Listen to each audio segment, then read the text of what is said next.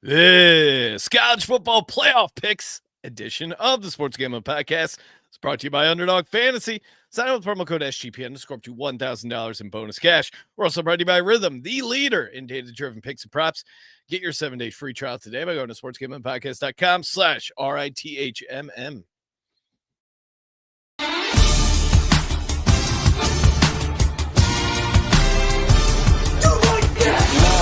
Cox.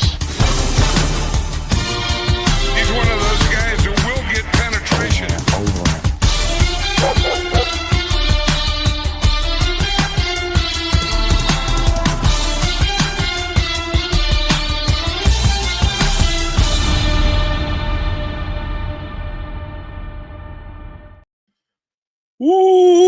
Welcome, everyone, to the Sports Gambling Podcast. I'm Sean, stacking the money green with my partner in picks, Ryan, Real Money Kramer. What's happening, Kramer? Well, let me be the first to say, Sean, welcome back. The people missed you. No, that wasn't the case. Ryan, while I was gone, I missed one show. Ryan tries to vote me off the show by eliciting the audience, is the show better without Sean? So, and thank you to everyone who reached out who thought something bad had happened to me. No, I just was on a cruise, couldn't get to the internet. But unfortunately for 20% of people, I am back on the show. Maybe I don't know where Kramer was rooting for, but so you sound like someone being incredibly defensive. First of all, the survey was about, should I even do a show? Yes. But one of the options was, is the show better without Sean, correct? The four options were 100 emoji, better without Sean. Yeah. Sure, better than nothing. No, won't be the same, and show sucks without Sean. So I included all four options. I included a strongly agree, strongly disagree option. A little bit surprised at the feedback, if I'm being completely honest. And if you listen to the show, Sean, you would see there was a fairly coherent defense laid out of you by me. So yes, I don't want to hear any. You did play at the scene by going, "Hey guys, is the show better without Sean?" That was one of the questions. So that being said, I got some positive feedback. I also received some negative feedback, and so as it turns out, much like this great country, not everyone can agree, Sean. Joining us on the line to talk all things college football, the original. Now I'm dealing with two Benedicts. One Benedict Kramer, now Benedict Dundee. I mean, Colby, were you working both sides of this poll question as well? What the hell's going on here? No, but I agree that, look, it's Viva La Mexico. I know you had a great time there. And shout out to XFL Ryan over there, Garage Certified. Thank you. Let's go. Look, could you pass me the Phillips head, Kramer? Kramer is calling from a garage in Florida. It's funny you say that, because I did have a hard time finding a Phillips head earlier today. I was doing a little bit of handiwork, no big deal. But yeah, it was. I was not finding my way around the garage well. Colby, how was your? I know Kramer doesn't celebrate holidays, but how was your Christmas? Merry Christmas, Colby. Well, Christmas came just a couple days ago when the Pussy Pack showed up in Annapolis, and look for ECU. It's not a rivalry unless the ref is bleeding on the way out. All right. That game, I did catch a couple chunks of that game. That was crazy. And shout out to us. Pretty good run here. I hit both my locks, my dog, and my tease. Colby hit a lock, a dog, and a tease. I think Kramer. Were you not on? Kramer went against ECU. And if you're wondering why Colorado shit the bed, I mean, we have to blame Kramer for finally he hops on the bandwagon with Coach Prime, and it's way too late. I did not go against ECU, but yeah, that was we were lied to. We were lied to by these. We're going to play, whether it's the Coach Prime in Colorado, we're going to finish the season. Cam Ward, what a despicable. I mean, you're playing for the fucking Pop-Tart trophy, bro. I mean, have some dignity. Cam Ward, playing a half is really weird move. Yeah, it reminds me of one time I was playing a rec league basketball game, and a guy was at the free throw line and just left. He was shooting and it was in the middle of 2 free throws, and he just left the game. Is this from the infamous team where you had you lost 100-0? No, I'm talking about like when I was a child. But 100-0, that was almost me. I almost pulled a Cam Ward, but it was 96, and it wasn't to 0. We lost by 96 points, and I would like the good people out there to know that I scored 84% of my team's points. So yes, we still lost by 96 though. Cam Ward. Are you concerned as a Giant fan? Well, you're not going to get him anymore, right? Bringing up a sore subject, Colby. It's not a sore subject. This is actually, Colby, you would have a good comment on this. Any ball knower might have a good comment on this. It is amazing to me how everyone is penciling in Shedeur and Cam Ward as top 2 picks. That's the one thing that's coming out of this whole week 17 we'll call unnecessary conversation and discourse, is that everyone's assuming these 2 guys are going to be top 2 picks. I don't think so. I'm not. It certainly is not going to there's going to be a lot of tape of me being critical of a quarterback who might be on the New York Giants. But why? What makes you? Everything I've heard is Shedeur, Cam Ward, and Travis Hunter are going to be the top 3 picks. And inevitably, if you're close in a quarterback, you end up going in the top 5, top 10. There's always a run on quarterbacks. What makes you who would be above a Cam Ward, a Shedeur Sanders, or a Travis Hunter? I think Colby would tell you there's a decent amount of defensive lineman prospects this year. There's a decent amount of defensive back prospects. Look, this time of year, we always think there's going to be interesting stuff going on in the draft, and it generally drastically changes. There's a guy named Carson Beck that screams New York Giants. he what a loser. That's the thing is, can you really look at this quarterback class top to bottom and say this isn't one of the weaker classes we've ever seen, period?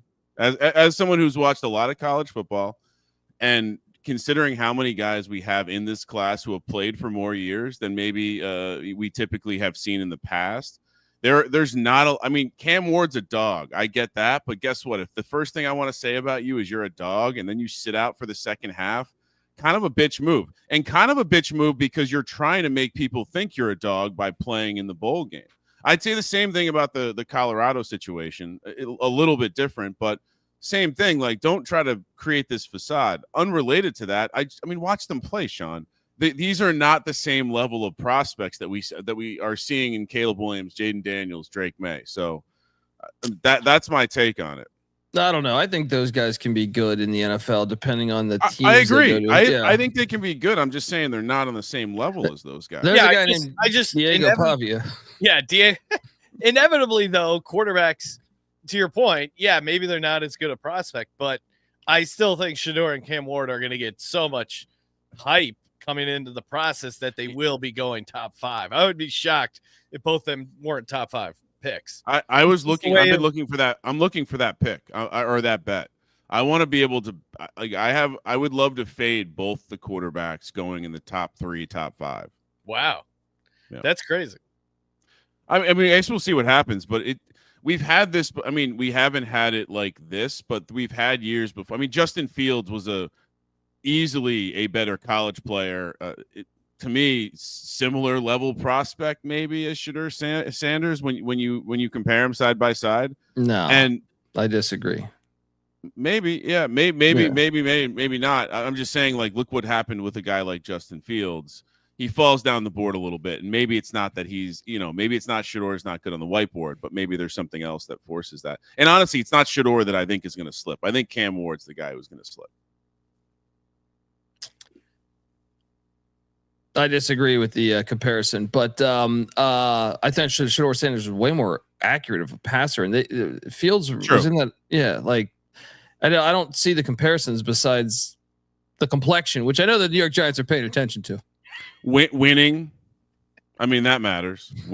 Your actual credentials in college, not just that you had a lot of hype, you got a lot of YouTube subscribers, actual credentials and stats you put up in college. How about your boy Mike Vick? He's coaching now. Same with DeSean Jackson.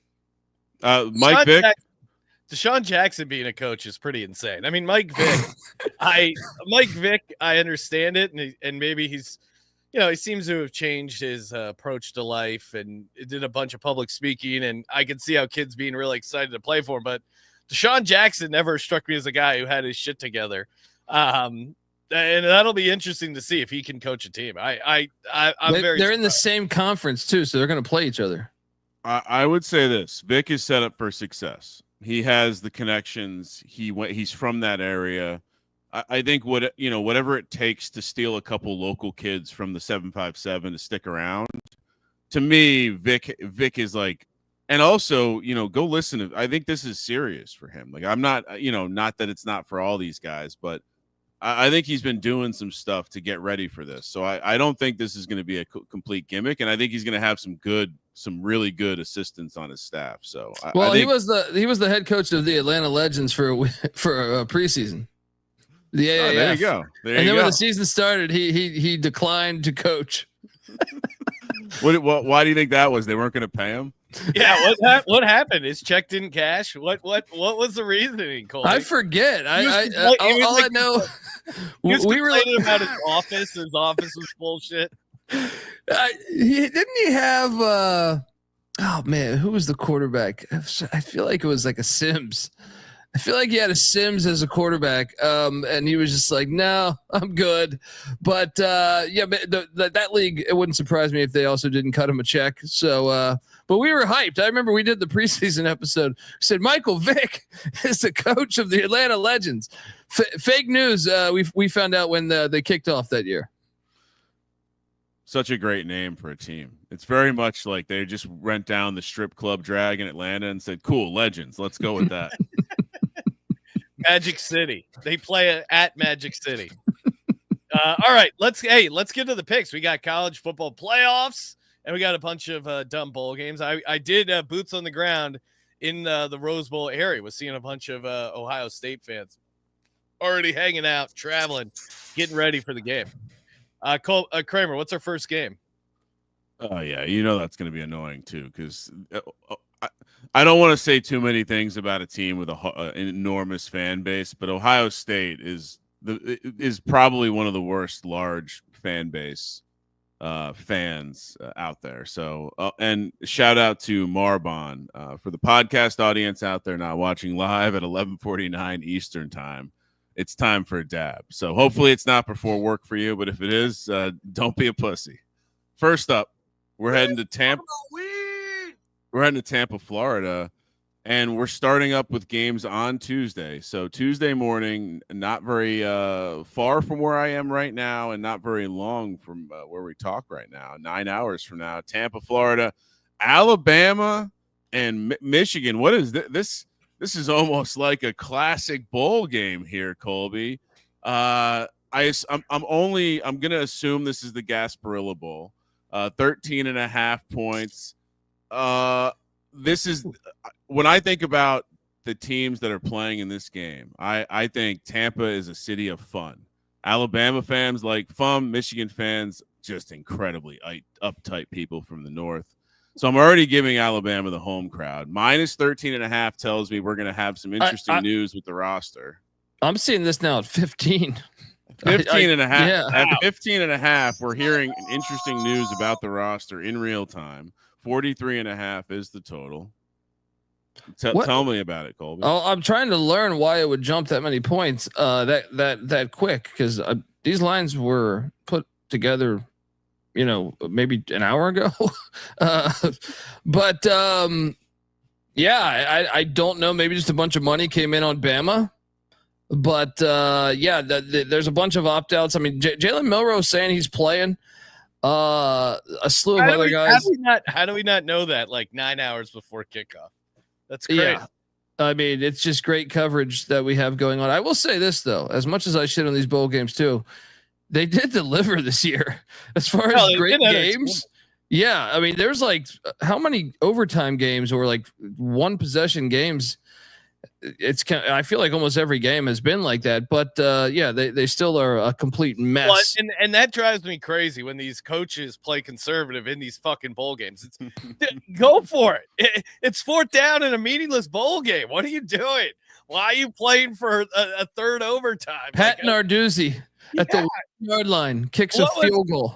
Pitt was doing, and Iowa. I get Iowa loves punting, but come on, Ferentz, just live a little. You're playing with. It's like free play. The bowl. Well, the Iowa one, it's like this is what you do. Yeah, you know what I mean. Come on, you're on vacation. Live a little. You're on a bowl game. I'll take the points. I'm still trying to understand why it jumped up that many points. But look, you got, both their backs are out for this game, Donovan Edwards and Mullins, for Michigan. But Michigan's defense is still in pretty decent shape. I know Alabama says those guys are going to play.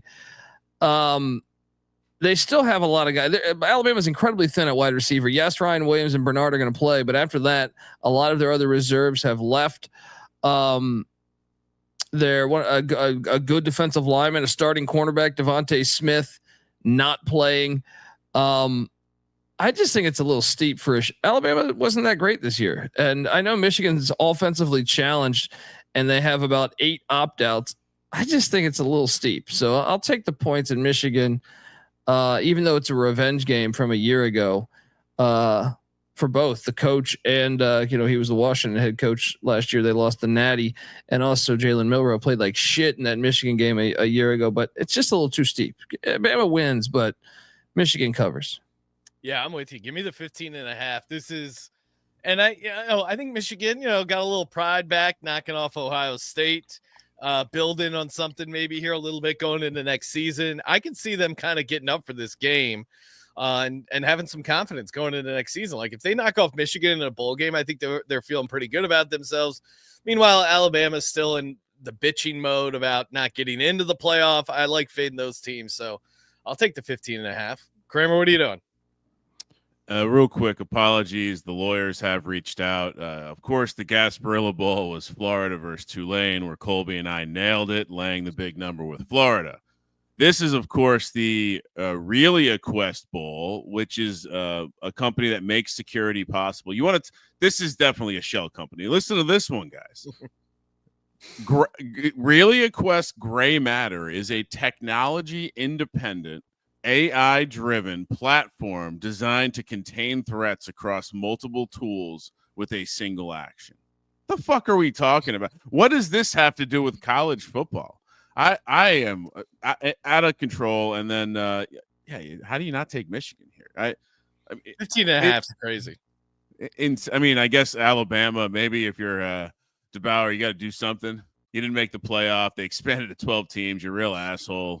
You got a real long off season, so I can see that angle. But yeah, give me. How do you not take Michigan? Isn't Michigan like exactly the same team as Oklahoma? Offensively challenged, great defense. Oklahoma destroyed Alabama. Now, granted, that was in Norman, but I think it's too many points. Yeah, I'm with you. All right. Next up, this is, let's see, 11 a.m. I'm guessing on Tuesday, the 31st, El Paso, Texas. We're talking, and by the way, there was a request that I go off the rails with a full Louisville segment on the solo pod. Did not get to it. I dropped the bag. I am sorry.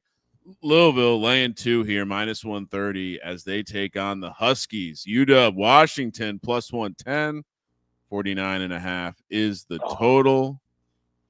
Colby?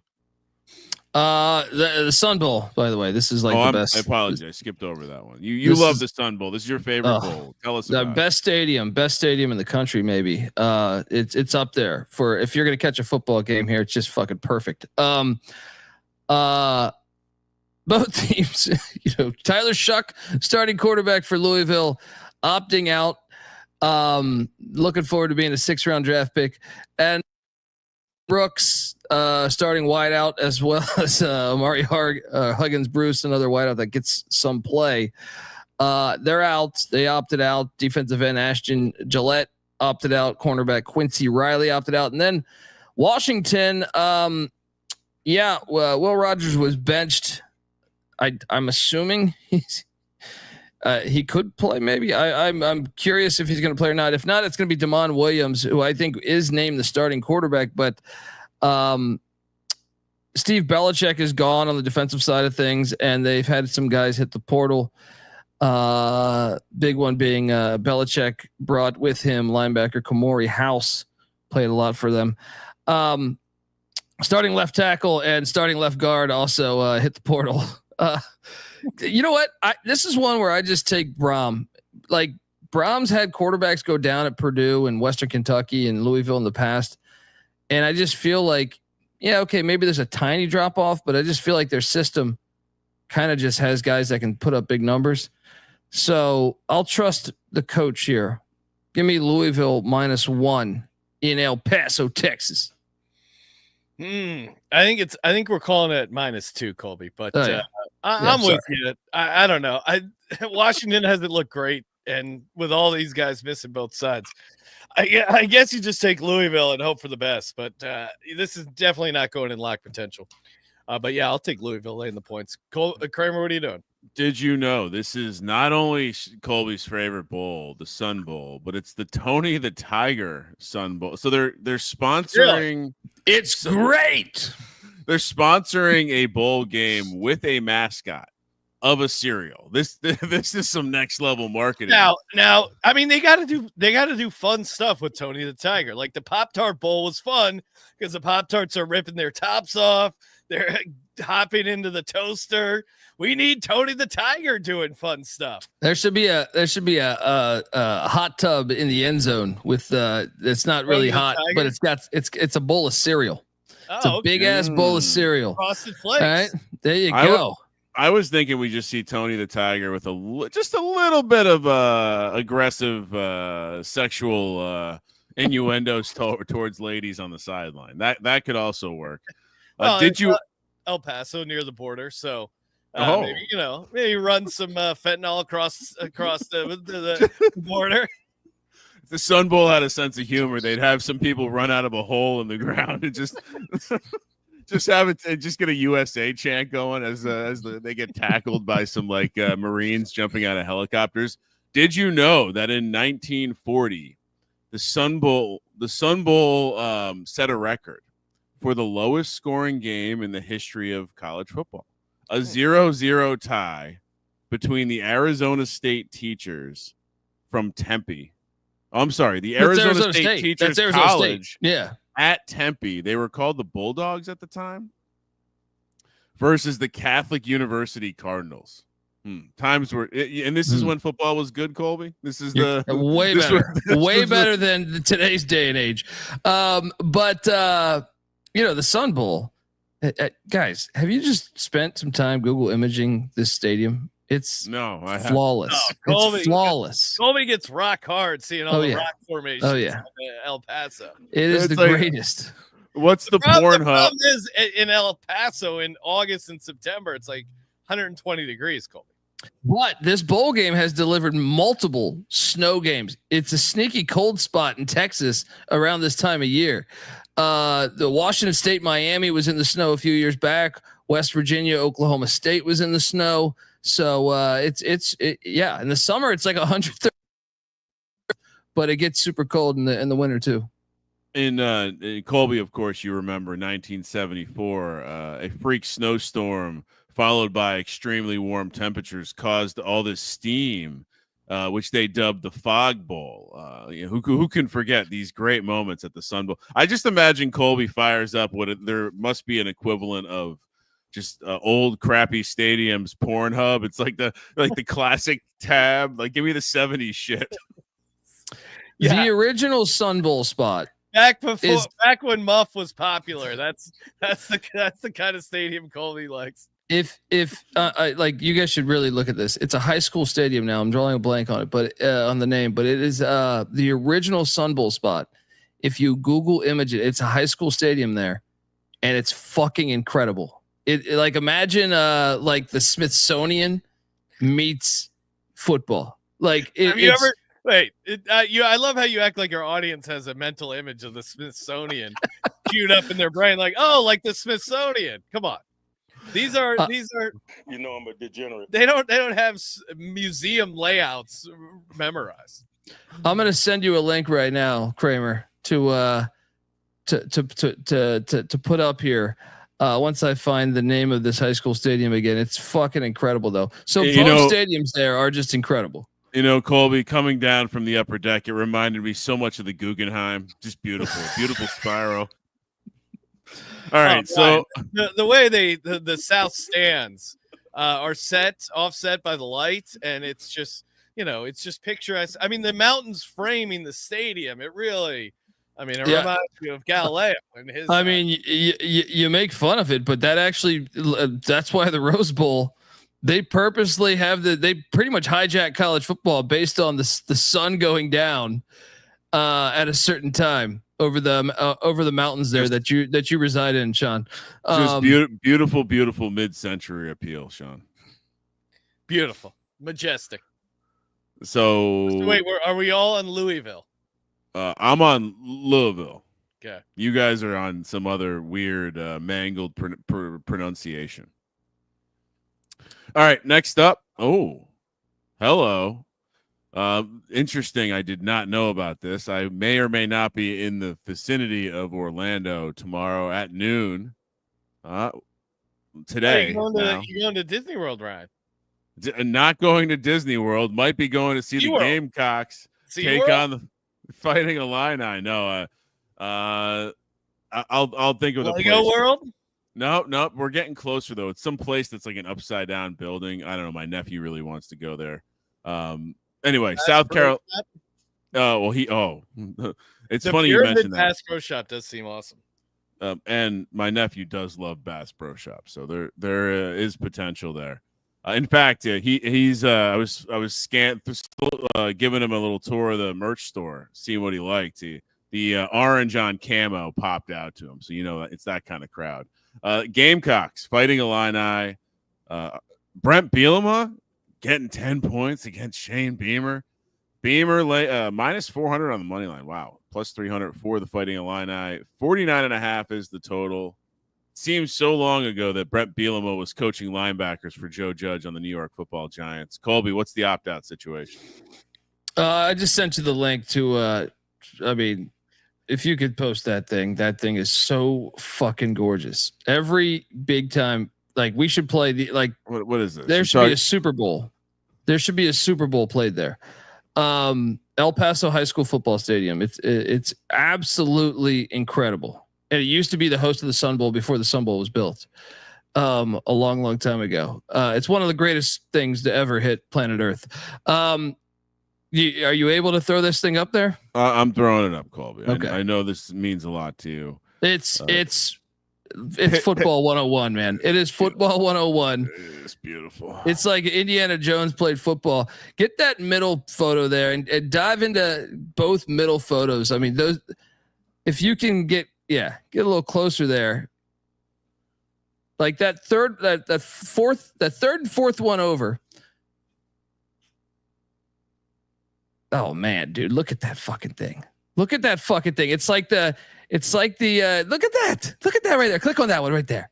Look at that. It does look like the Washington Monument or the Pantheon. Yeah. Dude, it's right there, right at the stadium. And they played the Sun Bowl there way back in the day. It was fucking incredible. They got to start playing again. 1,000 people in there. That's come on, Colby. I believe they're renovating this thing, man. I think I read an article this past year that they're renovating this. People watch professional football, and a lot of fans show up, so they could not fit the Super Bowl. That's corporate money, right? That's just the greatest football game of all time. That's just AT&T giving their coworkers tickets, right? Shout out to Dave in the chat reminding us about the Huskies over UNC. Yeah, all over our buddy Moore there. So nice catch for them. It would have been nice to know that North Carolina's going to start a running back and quarterback. No, come on. The UNC was always going to be a disaster. Still.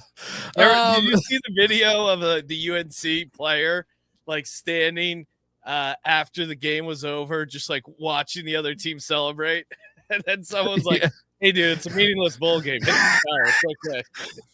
Maybe he's a Red Sox fan. Maybe he's thinking about Jim Rice hitting dingers. But as far as this game here, look, this is actually a pretty damn good bowl game. I feel like, considering that both teams probably just one game outside of the playoffs here.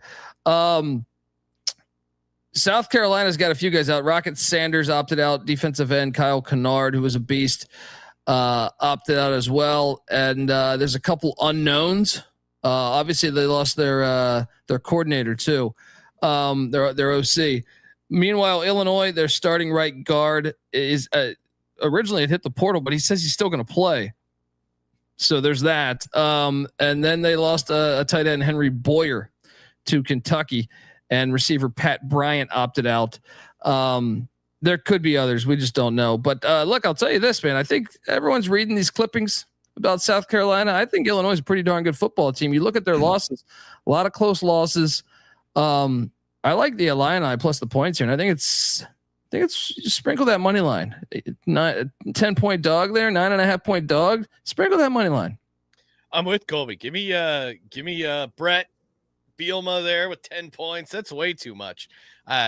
Just because I think Illinois, they have just as much to play for South Carolina. And I think in like a neutral situation, where is South Carolina 10 points better in a neutral? I don't see that. So yeah, I'll happily take Illinois.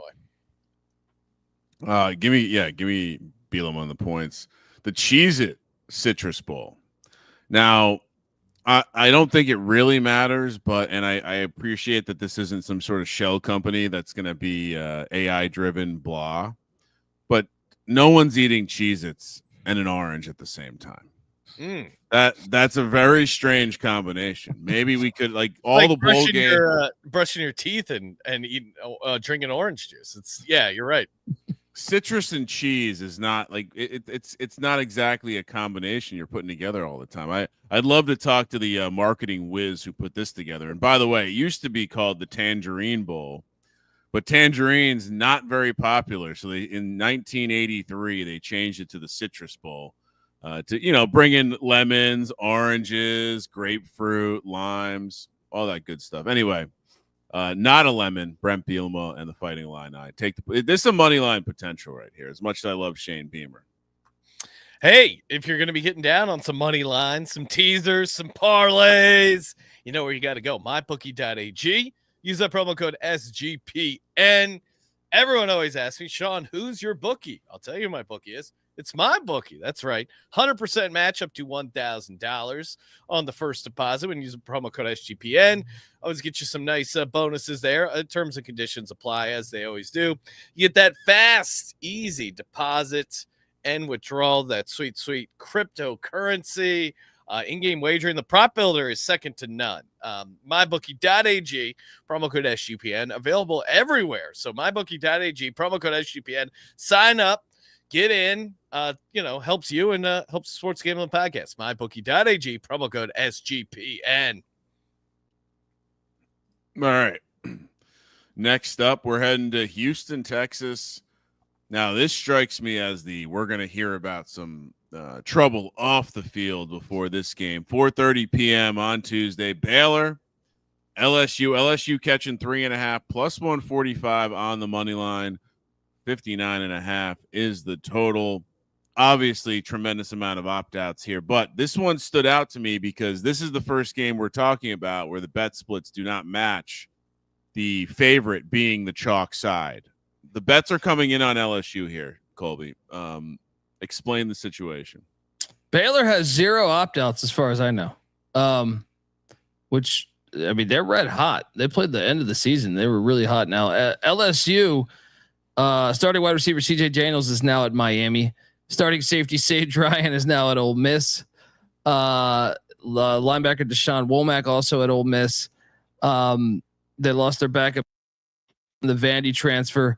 And they have a slew of opt-outs. Major Burns at the safety spot, Kyron Lacey, receiver spot, Mason Taylor at the tight end spot. Both tackles are out. And look, Nussmeier will play since he's returning next year, but good luck without that offensive line. I wouldn't play. If I was him, I'd be like, nah. I'm joking. I would play, but give me Baylor. Give me Baylor. Yeah, no, this is interesting, especially if you factor in the betting splits, because it was -2.5, and then Baylor's gone up to 3.5. But Ryan, you're saying the betting volume is still on LSU? So and obviously there's plenty of very sharp people on the internet that will tell you the reason that bet splits are flawed is that it's not a point in time sample, so you don't know what percentage of the bets were taken at what number. But yeah, no, it's 70-30 basically for bets and handle per the DraftKings splits. The Circus splits, let's pull those up. So yeah, Circa has Baylor catching 61% of the bets and 81% of the handle. So perhaps a pros versus Joes contest here. We have to take Baylor. Yeah, we're pros. We're not Joes. And no, and I was wrong. It opened at Baylor was getting 2.5. So tremendous swing. And if there's people back in LSU at that price, I think that's crazy. So yeah, Baylor all day. And I'm pretty sure, and this is probably like 3 or 4 day old data, but pretty sure just chasing steam this year in bowl season has been pretty profitable, like to the tune of 65+%. If you just follow the move. Brian Kelly doesn't seem like a player's coach. Dude, he has now been caught multiple times on camera telling recruits that he's going to replace them in the portal. Like, that's insane. You're saying that to kids on the sideline? You must be a huge prick. Like he must be just like, when does he retire? How many over under 2 seasons, Colby, at LSU? Oh no, I think he'll stay in the game, but he's not going to be at LSU. I think he'll end up, coaching, I don't know, Cincinnati again or something. I don't know. But he'll still be in college football. At LSU, no. Wow. No. Why do these guys take these jobs? Is it all they're just crazy narcissists and they all assume they can just do a good job? Yeah, why not stick it out at Notre Dame? It seemed like a good gig for him. I don't think he read the landscape very well of like just the changing college football world. Notre Dame than it was, now Notre Dame almost has an auto bid into the playoff. Yeah. Field a competitive team. So yeah, he really fucked up. So everyone on Baylor. Now we got a real game though. We do have a real game, and I don't know if I mentioned it, but the last game was it's not exciting. It was the Texas Bowl, brought to you by Kinder's, just a barbecue company. I mean, come on, very basic. Get a barbecue sauce in Texas. All right, next up we got another 4:30 game here out in Arizona. Little left coast activity, playoff game number 1. I kind of like where they put these games. It's going to fit nicely into my day. Hopefully it fits nicely into your day. Penn State laying a big number here against Boise. Plus 340 on the money line for Boise. -12 for Penn State. 53.5 is the total.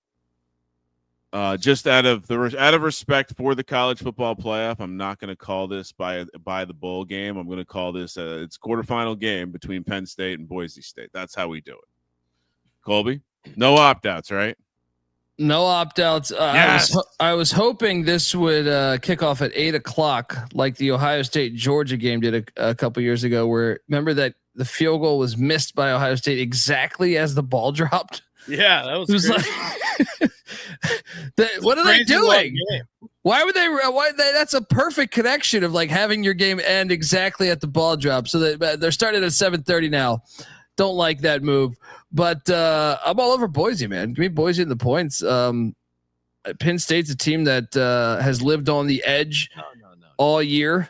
Whether it was the Bowling Green game, whether it was the USC game where they definitely should have lost that game, or Minnesota, the Minnesota game, a nice fake punt call, but like those teams to me are all not very good. And Boise has proven this for about 25 years that if you play big games, they don't fuck around. They show up to these big games. So I think it being in Arizona, believe it or not, I think Boise might have a little bit of a crowd edge. They travel well. Remember they played there. They beat Oklahoma in this exact stadium with Adrian Peterson and your boy Sam Bradford. Yeah, I think Penn State will represent. There's a lot of Pennsylvania transplants living in Arizona. There's a lot of snowbirds already from the East Coast. Penn State fans already posted up in Arizona. So I think it'll be a decent turnout for Penn State. Well, I think like just in general, getting away. I mean, if you go back and watch the SMU game, like Penn State was not moving the ball on that defense if it wasn't for these pick sixes, specifically in the first half, and then the game was out of touch or out of reach in the second half. But I think Boise can do some things matchup wise that just don't turn the ball over and you'll be fine. Ashton Jeanty's electric. Cam Camper was a very good receiver in the Big Ten a year ago. Love their tight end. I think they can challenge them. I love also Madsen's legs. I think he could be an X factor with the way he can run the ball. He scored 3 touchdowns in the past 4 games. So give me the points, and I think this is a ball game here. All right, couple things to go through here. One, do you know why the Fiesta Bowl was created, Colby? Just rich pricks wanted a bowl game. The Western Athletic Conference, at the time, Wyoming and Arizona had failed to receive bids from bowl games after winning. So they literally created a bowl game in Arizona. So the WAC champion could have a automatic bid. Wow. Kind of loser origins here. That being said, I also wonder, is the average Penn State grad making enough money to make, multiple trips here? Maybe they see the point spread. They say, oh, I'll wait till next week to go to the game. I am with you a little bit, Colby, in terms of the crowd. My crowd reading didn't matter much in the first game for what it's worth, but neutral sites maybe matter a little bit more. Let's talk about that for a second, because college football, once again, didn't really think this through, and the tickets are not doing well for Penn State, I believe. In general, I don't think they're doing well, and a lot of it has to do with, if they think Penn State's a double-digit favorite, why spend money to go to Arizona if next week you're going to be somewhere else? Exactly. Boise, I think the fans realize we've been to this game before 20 years ago or however long ago. It was like 17, 18 years ago. This is a spotlight game. It's not that far of a flight. So I think Boise will have the crowd. Yeah. Doesn't matter if they got the crowd. They don't have Drew Aller. That Boise State doesn't have Drew Aller. They got that Ashton Jeanty, but you know how to play Jeanty. You can slow him down. Jeanty's good, but I struggle, maybe breaks off a couple, but this Penn State team, I'm telling you, is good, with the exception of Ohio State, which always has their number. They're going to be a tough out. And Penn State rolls. It's going to be, let's see, what does Benedict Dantold have it? 38-24. That sounds about right. I'll co-sign that prediction. Penn State's going to be able to move the ball on them. That tight end is unguardable for Penn State, and it's going to be a bloodbath. Penn State all day. Kramer, I assume you're going to keep your streak of picking dogs in the college football playoff alive and take Boise State here. Well, and Boise State was part of the portfolio. So I do have a nice juicy future. None of my futures actually won games, but the couple that had buys are still alive. So shout out to me. I got 2 left. Boise State's one of them. I'm playing them on the money line here. I 100% am with Colby. I think there is a chance that Boise clearly has the crowd. And I also think there's a chance that Boise is just a better football team here. Boise, Sean, you were on the wrong side of it. We were at the Palazzo. You're screaming at the TV. Boise State should have beat Oregon. Yeah, and so they didn't. Though. We get that redemption. We get that rematch. It just takes a couple more rounds. Boise State, let's go. And how many times? I mean, I think prior to that loss to Oregon, where they probably should have won the game, they had, I think, beaten Oregon 3 or 4 times in the past 20 years. Like Oregon had never beaten them, and they've proven this. They went to Atlanta and beat Georgia. They went to Florida State and beat Florida State. They beat Oklahoma in this very stadium when they were, a top team in the country with a ton of NFL talent. So to me, like, I know, like, oh, you're bringing up something 17 years ago, but this team's done it for like 20 some years I don't think they're afraid of the moment. Agreed. You think sponsoring a college football playoff game and whatever amount of money that check is worth it for a company like Verbo or VRBO? Absolutely not, right? One of the worst sponsorship opportunities. I mean, what you know what? The Fiesta Bowl, it should be Tostitos. Give me a corn chip. Give me something you can dip in salsa, something that would be toasted by the sun. It makes too much sense. And guess what you do at a Fiesta? You have salsa.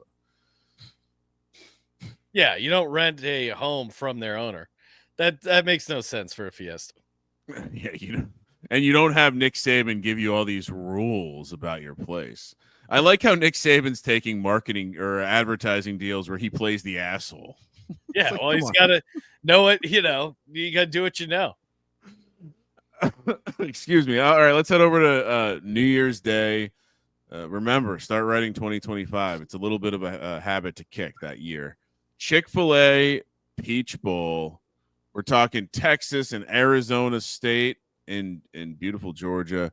Texas is laying another big number here, -13, -500 on the money line. Arizona State forks up +360.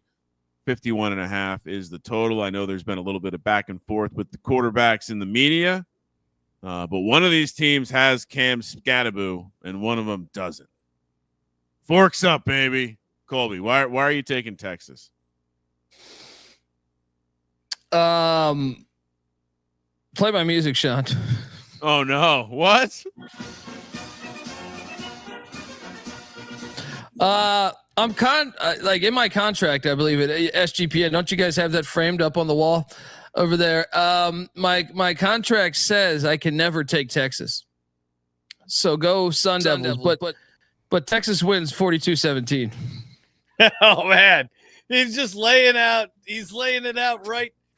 He didn't even give us the courtesy of giving out the Texas pick on Tally's site or on Twitter or one of his college experience. He spits right in our face and tells us it's raining. I don't want you taking me to court. I don't want you taking me to court saying it says in this contract you can never take Texas.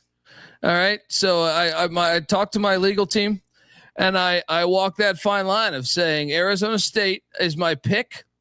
Texas wins 42-17. No way. No. What does that even mean? Arizona State is Arizona State's going to win outright.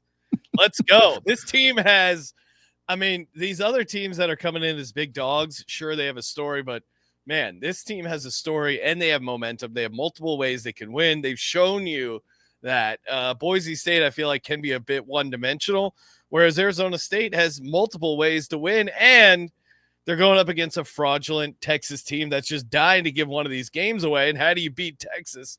You beat them with Cam Scattaboo, a guy who literally has a giant chip on his shoulder. The Arizona State's going to win this game. Feel very confident about that. Let's go. Texas, this is a bad matchup, guys, for Arizona State. It's a bad matchup, man. Arizona State's that team that's called lightning in a bottle. I hate them having the bye week, especially we were just in Tempe. You can't avoid a cocktail and a good time, right? And then, Texas has the best offensive line in the country, probably. Arizona State has faced nothing even close to this on the schedule. I also think Texas's defensive line could be an issue. And another thing is Jordan Tyson, their best wideout, is out for the season. So I'm afraid that they're not going to be able to take the top off the defense there.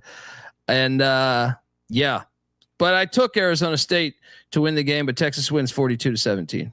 I don't understand. You keep saying that. You keep saying I'm going to take one team to win, and then I'm going to pick Texas to win by. Colby, Colby, you also brought up the receiver being out against Iowa State, and that's true. Down. True, but Iowa State's a lot different than Texas defensively. Look, go Sun Devils. If they win, I told you so. Kramer, and, I'm making Colby's pick Texas. You can't get away with this double picking. I'm putting it on Texas. Colby is laying 12 with Texas. You're welcome, America. According to the Circa, the 53% of the bets on Texas, but 82% of the money on Arizona State, Sean. So Look at Colby being a true public Joe donkey over here. Hey, I haven't watched Arizona State in a while. They can't be as good as Texas. All right. Of course I'm on Arizona State. Colby, I'm very disappointed in you. These Go people Sun hosted Devils. us. Go These Sun people- Devils. What are you? It's like there's a hostage situation here, Sean. It's like he's trying to blink at us. Like something bad is going on in the background. And again, for those that will be in the building, Chick-fil-A will be serving beautiful and tasty chicken sandwiches because it's not a Sunday. Shout out to them. All right. Also on Wednesday, really nice day of college football. We got Ohio State and Oregon. Some are saying this should be the national championship game. It's in beautiful Pasadena, California, the Rose Bowl. I've heard people call it the granddaddy of them all. As Colby mentioned, the reason they start it at 2:00. Wait a second. Is this time right? Yes, 2:00, right? 2:00 p.m. on the West Coast. They so do the that reason on they purpose. started at this Yeah. time is I believe the end of the third quarter, start of the fourth quarter has to include the sun setting. I mean, talk about an all-time just elitist move. We're going to include the movement of the fucking planets and sun in our bowl game rider that you can. For some reason, it's so powerful. The playoff still is bending over and letting it slide right in. Ohio State -2.5, -130 on the money line. 55.5 is the total. I mean, I understand why this number would be where it is. We watched them play. In a home game for Oregon. This is now a neutral site situation. It's a neutral site situation. Both teams have some level of familiarity with, so you can't even throw that in. Yeah, I don't know. I'm curious to hear your takes, Colby. I'm assuming no opt-outs? No opt-outs, and Yes. I'm all over the Buckeyes here. For several reasons. I think they're kind of, I think that what they've been through over the past couple weeks, the Michigan loss, and then that blowout win against Tennessee, has been healthy for them. I think they kind of feel like they're playing with house money in a way, because the scrutiny that came there. You see this, I feel like, with a lot of championship teams where they have this run where the coach is, is he going to be out? And then when you add in the fact that you get him away from Autzen, where I used to bartend very close to at a Hilton hotel, very close to the Rose Bowl. And I think Ohio State will have the crowd. I think Ohio State will be like 60-40 over Oregon. Yeah, I mean, I was, went out to eat in Pasadena earlier tonight, and it was pretty heavy Ohio State just by cursory glance. But I mean, everything that Colby says, plus the revenge factor. I think Ryan Day and this team have a chip on their shoulder, and they're fired up. Like to your point, like they put a whooping on Tennessee in that first game of the playoff, and after they basically lost to Michigan, where everyone thought like, oh, the season's over, Ryan Day, fire him now. But now it's like, oh wait, hey, we're in the college football playoff. We could still win the national championship. Good energy for them. And how could I picked them in Oregon when they played there. That was foolish, but I think this is finally when Oregon hits the wall. And look, Chip Kelly, who knows the Rose Bowl better than Chip Kelly? He coached there for a bunch of years. That was their home team. I like them on grass. I think getting Oregon, away from Autzen. I know they play outdoors, but I'm saying like, I just think it's a good spot for Ohio State. The line even reflects it. And I think Will Howard will have just be able to play as I think there's no pressure on him anymore. Like he knows they got the win against Tennessee. Day, I feel like the fans have backed off a little bit, and I feel like they're in a great spot for that. And I, like you mentioned, I like the revenge angle. When you really go back and watch that game, they were in a couple dumb plays here or there, and Ohio State wins that game. Now you get this thing in Pasadena there with that pussy ass Dylan Gabriel bullshit abrupt slide. Here we go. Yep.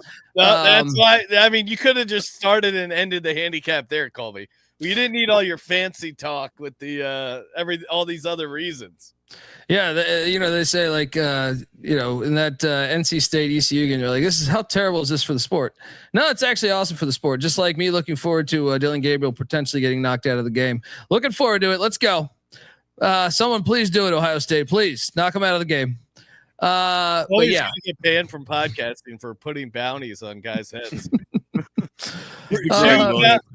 $50 college experience merch gift card to anyone who takes him out. Amen. Ryan Day can't beat Michigan or Oregon. That you have to update the saying. Really? Yeah. Yes. I think we all know we've been to the Rose Bowl. I don't think a fan base can influence that stadium. I don't think it's not possible to get that noisy in that stadium. It's just not one of these. It was constructed before we were trying to make the decibel level as loud as possible. So I think there'll be decent representation. I certainly agree with you.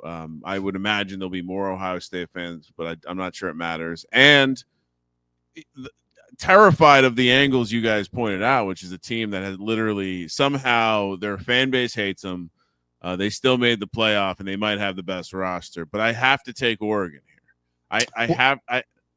Well, what about the psychology here of like Oregon winning a useless Big Ten championship? They already hoisted a trophy. Yeah. They thought they were pulling. They got the number one seed in the playoffs, and they get dealt this. I think there's a psychology there thinking that, they've done so much, and then Ohio State's coming in all big and bad, about to fuck them up.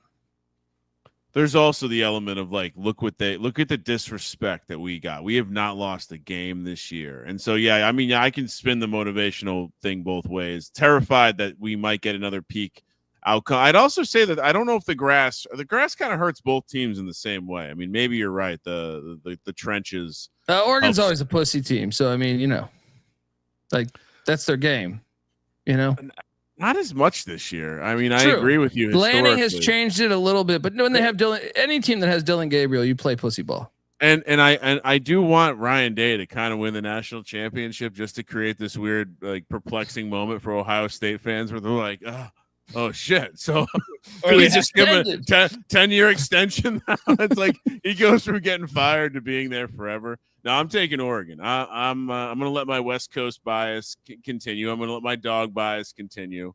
And taking the 2.5. It's college football, Sean. I'm not worried about that that age-old adage that you take the 2.5 and you lay the 3.5. Last of the playoff games. We're heading to, and by the way, the bet splits on that one, 50-50 split on the bets, 70-30 split on the money in favor of Ohio State. So maybe you guys are on to something there. Last one, we head over to the All-State Sugar Bowl. Shout out to insurance companies for having enough money to sponsor a bowl game. Real dick move. Notre Dame, Georgia. This kind of is the game I'm most interested in watching, if I'm being completely honest. 5:45 on New Year's Day down in New Orleans. Georgia, of course, in SEC country here, laying 1.5 against Notre Dame. 44.5 is the total. Obviously, Georgia, like almost to a comical point, has lied about the injury status of their quarterback because they didn't want anyone to get him out of the playoff. It's like, guys, you were automatically in. You don't have to lie about it anymore. They can't take you out of the playoff. I assume we're not getting the quarterback, Colby. And I watched this team play with a guy who looked exactly like the kind of guy who can come in, run around a little bit, do some fun stuff. But this Georgia team ain't it. And I'm a little surprised to see Notre Dame as the dog here, because what I watched, I was not a huge Notre Dame guy. I watched the team. Like I became a believer in Marcus Freeman. I liked the edge he had at after the game with Cignetti, basically being like, "Fuck off, bro." I like the way that his team was playing with grit, physicality. Riley Leonard has come all the way around. I'm bought in on him, like in this dream moment as a kid, being a Notre Dame fan, wanting to live this moment out. I love Notre Dame as a dog here. This is crazy. Colby, no opt-outs, right? No opt-outs, but they have some major injury. I mean, this is what makes this game kind of must-watch to me in a way, is just the Georgia with your backup quarterback. Georgia's had, several receivers kicked off the team. And that's what I'm saying. Like the depth chart, you're going deep on the depth chart here. And Notre Dame, obviously their star corner was out for the season earlier in the year in Morrison. And they got hit with the injury bug in that Indiana game from a couple guys there, their star defensive linemen. So it's a very intriguing matchup in that vein. But I'm with you. I think Notre Dame has shown up, and I think the better quarterback is clearly Riley Leonard. I think he protects the ball pretty well. Like that, the interception he threw against Indiana was a flukish interception, deflected at the line of scrimmage. And I think his legs could also be another weapon in this game. I think also the Notre Dame defense is really good. Al Golden's defense is good, and against an unproven quarterback. The only thing that really scares me is Kirby Smart with 3 weeks to prep, which I think he's probably the best coach in the country with 3 weeks to prep. But I just think Notre Dame is in a better spot. Your team health and Jeremiah Love, I think, could be between him and Riley Leonard's legs. All the difference. Give me the Irish by a field goal. Let's go. Yeah, I mean, I remember watching the pregame and hearing the report that they gave Riley Leonard the green light to like run, and basically they were holding him back in the regular season, but now that it's playoff time, they let him loose, and I think that gives their offense another element. To your point, I also believe Notre Dame can turn over whatever Georgia ends up doing at quarterback. So I think that's a nice plus for them. So yeah, I think I like Notre Dame in this spot. Give me Notre Dame all day. Consensus. Discord is on Georgia. Get a juicy teaser leg here. I get Notre Dame up to 7.5. All right. New Year's Day is over. We head over to January 2nd, aka Thursday, 4:30 p.m. on the West Coast. We're heading to Jacksonville, Florida, where there's nothing better than the random bowl games they play like super late in the season. And you're kind of like, wow, okay, we get a Duke Ole Miss game here. I wonder what Lane Kiffin's going to be up to. I'm sure he's going to be chattering on the social media during the college football playoff, depending on the outcomes. But will his team show up in this game? -17, plus 550 for Duke, Colby. 51.5 is the total. What's the opt-out situation here? Yeah, I think we should lock up Ole Miss here because it looks like, it's unfortunate. The ACC is having a horrible bowl season anyway, but so Ole Miss's players for the most part, there's a couple opt-outs, Jordan Moore and Chandler Rivers, their corner. So wide receiver Jordan Moore and corner Chandler Rivers for Duke are opting out. For Ole Miss, it seems like their guys are going to play, like Walter Nolan and Jared Ivey. I wonder if their NIL is attached to that. I'm not sure. Chris Paul, their linebackers opting out, but majority of that team is playing. And when you look at Duke, their starting quarterback, Malik Murphy, is now at Oregon State. One of their other quarterbacks has bounced to Charlotte, who you would think maybe would play. Grayson Loftus, that is. Star Thomas, their running back, that was a pretty good player this year for them. He's in the portal and gone. And like I said, with their star wideout Jordan Moore out, it's just asking a lot for Duke in general. Like Duke plus 17 to me in the regular season would be like, okay, maybe I'll take the 17. It'll be a closer game, but I think this is a bloodbath. I think Kiffin wants to prove a point too. I think this is going to be something like 45-6 or something. So why is the ACC been so bad in these bowl games, Cole? I think it's a mix of everything. I think the conference probably is not that great, but also it's a mix of everything. Just bad timing. Like Carolina's whole team is in the portal. Bad matchups too. What's one thing that always favors the SEC in these bowl games is they're playing pretty much home games in a lot of these situations. But also some of it is just Pat Narduzzi fucking it up. You know what I mean? Like that the Pitt had no business losing that game.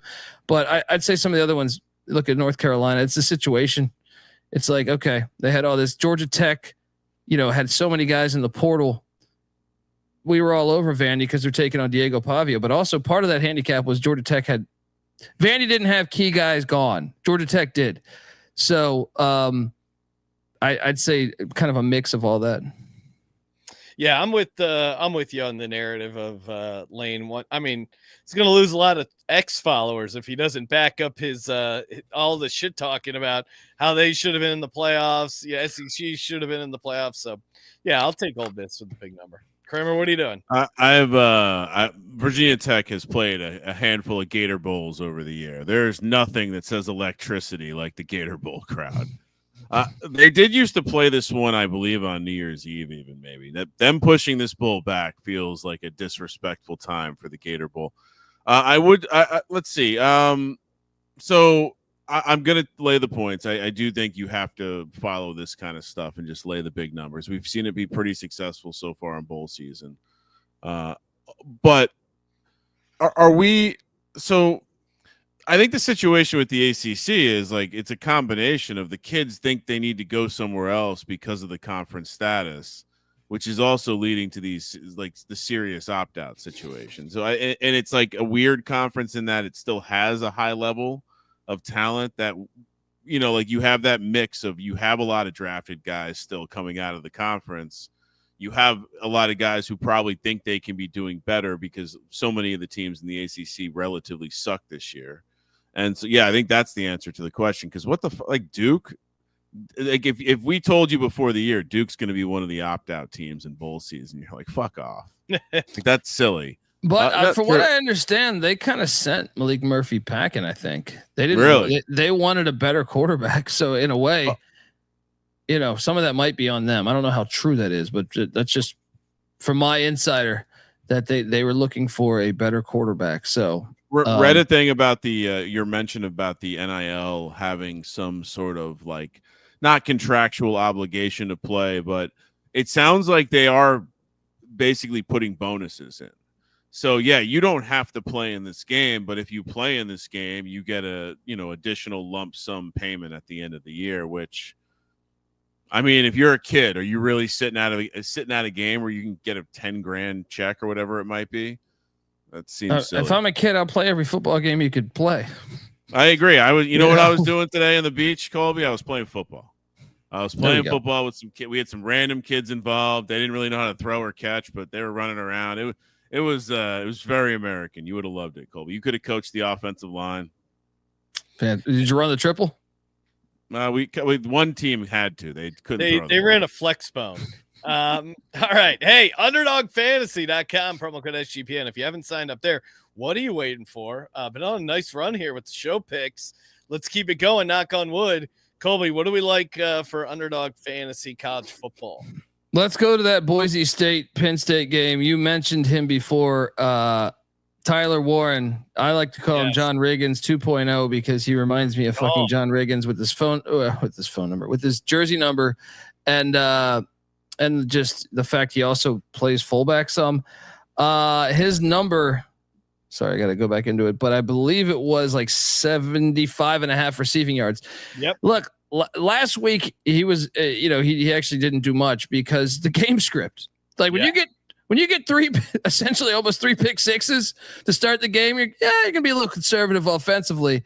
I think he's higher than 75.5 passing yard or receiving yards. I think, he's the one guy that I think if the Penn State game does get off the rails and Boise loses by double digits, it's probably due to Tyler Warren just destroying them. Dog. I don't know if they have an answer for him. So give me the higher on that. And the other side of it, I think Maddox Madsen is a gamer. This is a kid that beat out 5-star quarterback that transferred from USC. I think higher than 168.5 passing yards. I like Boise's passing game. I think it's actually low key underrated. He might throw a couple 50-50 balls to get intercepted, but that's okay. Give me the higher than 168.5 passing yards. I think he can have a pretty good day in the air. All right, so Madsen higher 168.5 and Tyler Warren higher 75.5. Underdogfantasy.com, promo code SGPN. I mean, I went back. Some of us were sour on Boise State this year before the year because we thought Malachi Nelson was soft. And we were worried that he was going to be a soft-ass quarterback, and we wanted to go against him. It turns out he didn't even get the job. I mean, so we were right. Point on, yeah, I mean, we were kind of right and wrong at the same. I mean, right process, wrong outcome. Next up, maybe a bowl game you could have played earlier in the season. We're now on what's this, Friday, January 3rd, 1 p.m. on the West Coast. We're in Dallas, Texas. for a North Texas State matchup here, where Texas State is laying 14, minus 500 on the money line, plus 360 for the mean green. 60.5 is the total in the Serve Pro First Responder Bowl. Shout out. We love first responders here on the Sports Gambling Podcast. I don't have a comment on Serve Pro, but I think they will help you clean up your shit. Yeah. Colby, a lot of opt-outs here. This game is intriguing for many reasons. Eric Morris, the head coach of North Texas, he was the head coach of Incarnate Word from 2018 to 2021. He's the one that brought in Cam Ward. And when he left Incarnate Word, they hired GJ Kenny, who's now the Texas State head coach. They both run Mike Leach's air raid, and it's so a lot of familiarity here, which should be intriguing. Opt-out wise, I think the bigger thing is the transfer portal in this matchup. You have their starting running back for Texas State, Ishmael Mahdi, is now at Arizona. Their right tackle, Alex Harkey's at Oregon. Starting corner is now at Michigan State, and Josh Eaton. Also, their starting defensive tackle, Terry Webb, is gone. Both defensive tackles, are gone. Actually, a third one that got 318 snaps as well. Their left guard, Nash Jones, did opt out. That's the lone one that opted out for Texas State. Meanwhile, North Texas, starting quarterback Chandler Morris, who's been where was he at? Oklahoma. He was at TCU. He was at North Texas. Now he's going to Virginia to light some tiki torches. He's gone. Starting wide receiver DT Sheffield's now at Rutgers. Starting tight end Oscar Hammond is at Oregon State. Starting center, he's a beast. Tyler Mercer's at Kansas with Lance Leipold, and their starting left guard is injured. There's some other guys too that didn't that hit the portal, but they're kind of reserves. Kind of makes it a shit fest here. But I just think Texas State's been a little bit of a disappointment this year. It's a big number. They both run the same stuff. Give me North Texas. It's also in Dallas, which Denton to Dallas is about 40 minutes, where San Marcos a little further. So give me North Texas. Stay within this number. I think they have more motivation. It's a classic steam play for me. I mean, this opened at 7.5, Texas State, all the way up to 14. That to me is all you need to know. If the line moves 6.5 points, it probably didn't move enough. So I'll take Texas State. The Bobcats, get it done. Get the big cover. Kramer, what are you doing? I mean, Colby's got a great handicap for a normal bowl game, but you got to follow the steam. Colby's going to be really pissed off. I would have picked them if I knew that. They already know, Colby. That's where the steam's coming from. Lay it. Another Friday night game. It's my Virginia Tech Hokies, Minnesota, the Gophers. They're rowing the boat maybe through some mayonnaise as we're talking about the Duke's Mayo Bowl in Charlotte, North Carolina, aka ACC country. Old ACC country when it was only the Atlantic coast. Minnesota laying 7.5, minus 280 on the money line. Tech plus 230. 42.5 is the total. Coach Pry leading a total sham of an operation. Guys are going in the portal, out of the portal. Hope you're using lube. Mike Vick's coming for your job, bro. Guys who will get penetration. You can't wait to see him. You can't wait to see him dunked in mayo, huh? I mean, he will be very attractive looking in that greasy mayo, all lubed up. I mean, think of the tan you'll get after putting some mayo on your skin. What's happening there, man? What's happening though? Your whole defense is starting at SEC schools, I feel like. So in the portal, they lost starting corner to LSU. They're starting safety to Missouri.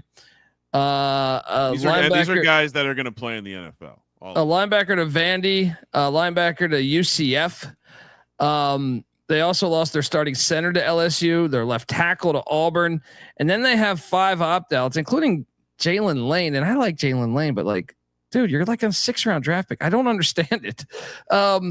So 5 opt-outs, Tootin. It could be a 6 opt-out. I think he's going to play. And then you look and you fired your defensive coordinator. So you got Sean Quinn serving as the DC. Then you have Minnesota, which seems to be way more intact, but even they have a few situations here. Like their starting right tackle, Philip Daniels, went to Ohio State. They have about 4 or 5 opt-outs too, mainly on the line of scrimmage, offensive line, a defensive line, and corner Justin Wally. This is just simple. I just think Minnesota is better than Virginia Tech, and I'll take Minnesota. Yeah, Virginia Tech sucks. Their program sucks. Sorry, Ryan. And Minnesota opened at like 2.5. They're all the way up to 7.5. Gophers row the boat, baby, all day. Kramer, what are you doing? Well, Colby, let me update you on some information, and the reason my pick is also Minnesota, because Tootin's out. He's already opted out. So I mean, this is the heart and soul of your fucking our generation. That's not our generation, because our generation's past that. But what a bunch of losers. I will say this: the one positive I've taken out of just kind of scraping through Hokie news this week. You know who's back in the booth and will be wearing a headset? Bud Foster. Bud Foster. No shit. So, maybe Coach Pry is calling the Hail Mary, which is, okay, I'm not doing a great job. Time to hire Bud Foster back as the defensive coordinator. Because if he does that, I'm back in. I'm in. If Bud Foster's back in the building. That's a 1-year lease from me. I'll tell you that. My donation check right back in the mail. But yeah, give me the Gophers. You can't, without Tootin, you can't take the Hokies. Dude, they have nobody. I don't. But it's what's the NIL Tootin, situation? I thought they'd be able to keep the defensive players. I thought they had money. What I would say the fan base is saying is that the athletic director is a fucking clown. I would say that it's a lot of hatred towards the athletic director right now. All right, let's head out to the Bahamas because, nothing says college football season coming to an end than Steve Levy calling the Bahamas Bowl, 8 a.m. on the West Coast, Saturday, January 4th. Buffalo, -2.5, -135 on the money line. Liberty, +115, 50.5 is the total. Let's keep an eye on that Liberty private jet. What are they up to down in the Bahamas other than playing a football game here? Colby, give us the skinny. Well, I'm a bit terrified of I watched that Falwell documentary, and the chances of him having a player fuck his wife while he jerks off in the corner in the Bahamas seems very likely. So that's interesting there. But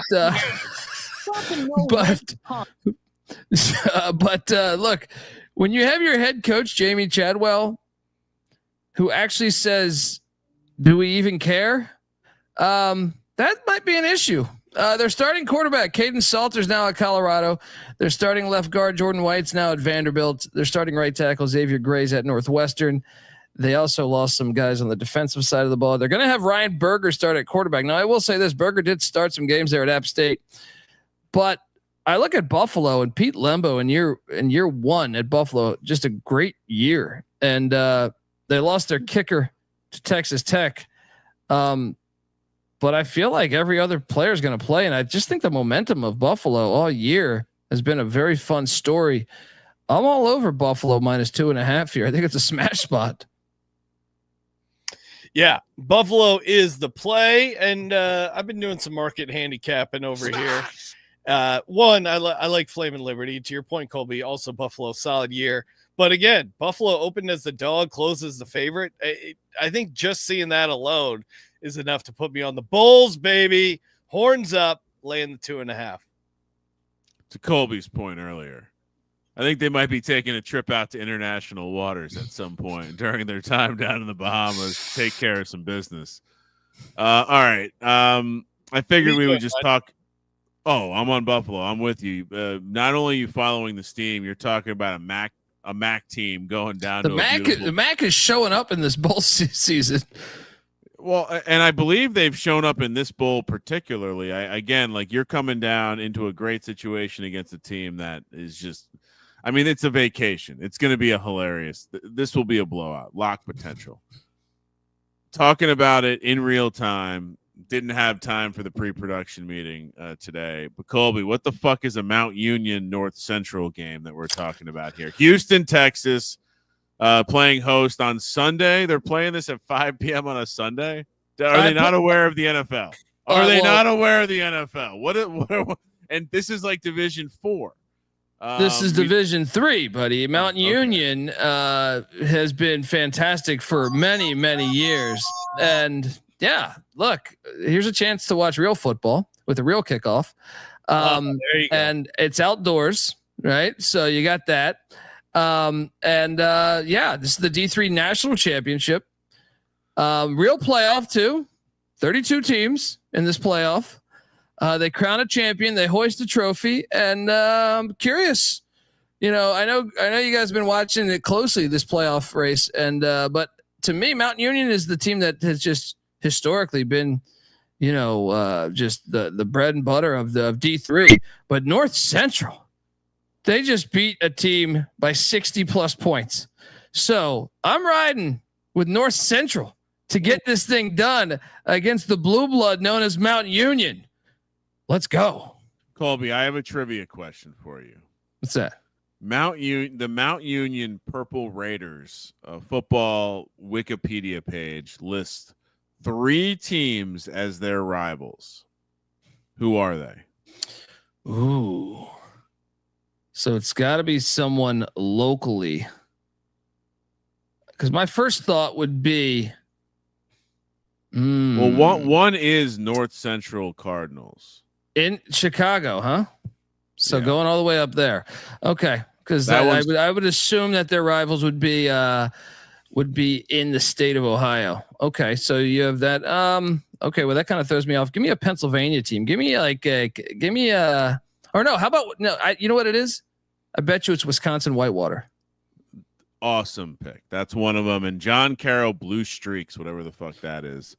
That sounds like something that happens in your pants after you have the perp or the blue cotton candy at the carnival. The John Carroll Blue Streaks. Like, whoa. Anyway, yeah, I guess I'll take. Wait, which side are you on, Colby? I think North Central is going to get the upset here. Mountain Union.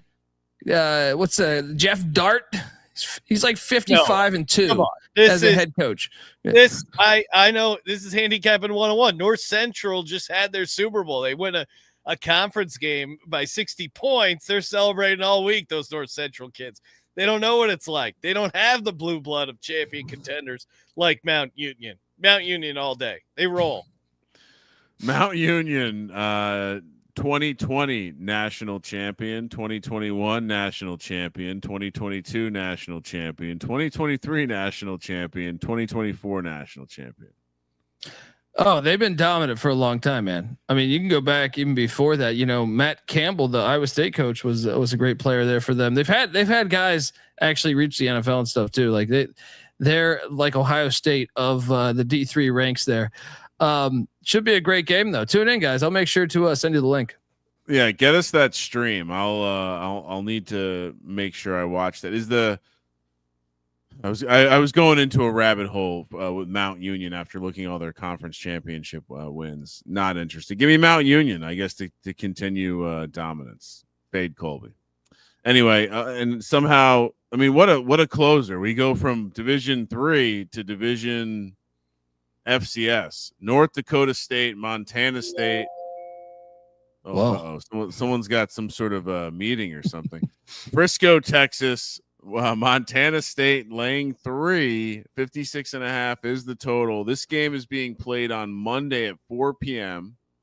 Smart. There's no Monday Night Football in the NFL this week, so very smart by the FCS. So they should talk to Division 3. Why don't they play Division 3 right before this on Monday? Have a Monday doubleheader.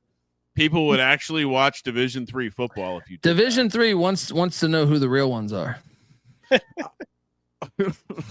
But I mean, think about this. What if you had the Monday night? No, you're right. You're right. The first Monday night where the NFL doesn't play games, you have Division 3, Division 2, and FCS national championships. They should do that. If we had I feel like championship Monday, boom, we solved it. I'd watch. If only we had Richard Nixon back in offense to correct this. He was questionable in many other areas, but what he did for the sport of football was pretty key. This game's awesome though, man. Both these teams, Sean, better than Virginia Tech. Oh, yeah. Montana State is laying 3. I think North Dakota State's the team here. I think they're gonna. Cam Miller's been in college forever. I know Tommy Malotte's been balling out with Montana State, but I think North Dakota State, they do just enough offensively. That defense is good. You saw them against Colorado to open the season. Almost beat the Buffs. The last time they played, North Dakota State won by 35-34, and that was a year ago. Give me the Bison to money line play. Don't even take the points. Money line. Let's go. This is in Frisco, Texas. Is it at Jerry's World? No, this is at their the Toyota Stadium. They keep it outdoors too. Shout out to the FCS, much better than the FBS. Yeah, let's go. Bison. This is tough because I love this Montana State team. Yeah, and I'm gonna go Montana State. I think they're too good. I get the love for North Dakota State, but if they're not in a dome, they're not quite the same team. So yeah, give me Montana State. Is he basing that play on Carson Wentz? Yeah, of course. Fuck Carson Wentz. Fuck Trey Lance. That's all you need to know. Think about what could have been different, Colby. If Patrick Mahomes sits out and we get a Carson Wentz game, Sean would have bet on it. Carson Wentz would have won him money, and now maybe he's taking North Dakota State in this. Well, we are getting the Carson Wentz game this week. It's a little different though. It's not quite the same. That was going to be an electric moment. Carson Wentz coming in a meaningful game. Now it's just against a guy named Bo Nix. Give me North Dakota State. Come on. What are we doing here? All right, time for the Lock Dog and Tease and Bonus Lock, brought to you by Rhythm, sportsgamblingpodcast.com/RITHMM. Get in over there, sign up today, start building your own college football betting models, college basketball models, NFL props. Just so many ways to win. Great way to get started. sportsgamblingpodcast.com/RITHMM. Kramer, what do you got? Oh, all right. Lock number 1, Notre Dame. Really stood out to me. Bad number. Don't understand it at all. Dog. I mean, you're telling me I can get a juicy ass plus 340 to fade Drew Aller and take Boise State, a good ass football team? Yes, please. By the way, Arizona State, honorable mention there because you get to fade Sark at a very similar price. Lock number 2, give me Buffalo minus the 2.5. Take some action going down to the Bahamas. Shout out Steve Levy for the tease. Ole Miss down to minus 11. I think we're going to take Illinois up to 16. And let's tease Baylor around to 2.5. All righty. For me, So plus 2.5 for Baylor, just for those driving. Baylor plus 2.5. So you're teasing through 0 there. Through the key number of 0. Okay. Let's see. Lock number 1. Give me Penn State laying the 12. Lock number 2. Give me Ohio State laying 2.5. Yeah. And then for my dog, give me Arizona State on the money line. Cam Scattaboo. It's going to win us some money, plus 360 on the money line. For the tease. Oh, this is interesting tease. Notre Dame up to 7.5. Minnesota down to -1. 1.5. All right. And then let's see. Last but not least, I'm trying to pull a Colby. Just making up numbers. Texas State down to 8. Colby, what do you got? Let's lock up Ohio State minus 2.5. Smart man, Colby. I also like Ole Miss minus 17 as a smash play. So we're doing 2 locks or 3? 2. Smash. Okay. The dog is it's Illinois. Illinois is going to upset South Carolina. Give me the Illini, and may I interest you in a Illinois, Boise State, North Dakota State round robin. So wait, what do you got for your parlay? Oh yeah, Or what do you have for your teas? Did you ever give? Sorry, me I forgot about the teas. And the He dog. skipped ahead. He skipped Yeah. ahead of everything. I got excited. No, the dog. I told you was Illinois. Okay. The teas. Let's go. Michigan up to 21.5. Okay. Let's go. Minnesota down to 1.5. Okay. And give me Ole Miss down to 11. Ooh. All right. And what are you talking parlay? Parlay, I was going to say the Illini on the money line, with Boise on the money line, with North Dakota State on the money line. Let's fucking go. It's Colby parlay. I want no part of. I will give out a quick parlay, Sean parlay, and that is Illinois on the money line and Arizona State on the money line. That's all you need. Massive payout. Kramer, do you want to give out a parlay? Yeah, Boise State and Arizona State money line. If you want to get crazy, do all 4 dogs in the college football playoff. I'm running it back.